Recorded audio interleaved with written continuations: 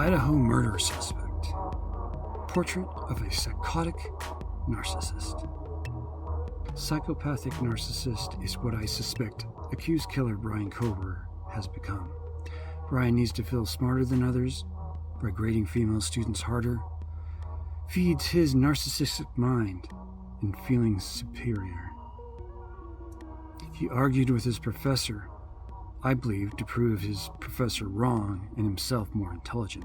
Bryan's failed attempts at the ideal love with brunette females keeps repeating over and over. Bryan's repeated trips weeks prior to the home of the victims and after exposes his calculating mind with no consideration to consequences or empathy towards others.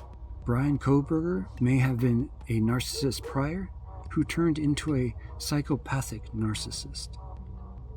Grandiose sense of self-importance. We have learned through the news reports that the Idaho suspect seemed to feel a need to demonstrate that he was smarter than others. The suspect reported by students, friends, and acquaintances as trying to be the smartest guy in the room. He has been reported by students for whom he was a teacher's aide for as being a hard grader towards women, perhaps to demonstrate his mental superiority over them? I don't know. This also may provide narcissistic supply to Bryan, supporting his grandiose fantasy as a brilliant and superior individual, especially from women as he demonstrates power over them. This may also provide narcissistic supply to Bryan, supporting his grandiose fantasy as a brilliant and superior individual, especially from women as he demonstrates power over them. The suspect has been reported to fight with his professors at the university he was employed as a teacher's aide at. So much so that the suspect entered into a personal improvement program to be evaluated, only to fail meeting the required merit to continue being employed at the university. He may have known of this possible termination and elected to gain employment with the local police department, while he could still be considered as being employed by WSU, which ultimately did not seem to pan out either, Grandiose sense of self-importance.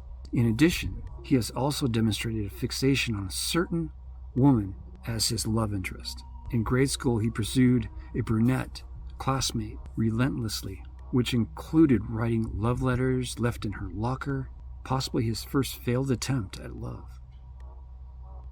More currently, a brunette with red-dyed hair, whom he'd met on Twitter and dated only once, claims the suspect acted weird towards her, as well as gaslighted her, a common narcissistic technique used when confronted when she rejected his physical advances towards her. Another failed love attempt with a brunette. He has also been reported to have been following 3 of the female victims on social media, sending them direct messages to at least one of them. Direct messages on Instagram and Facebook don't always notification associated with that.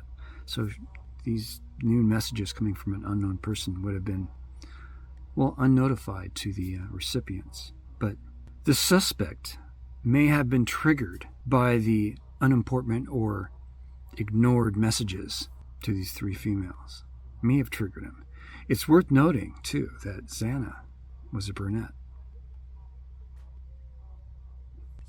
Interpersonally, exploitive behavior.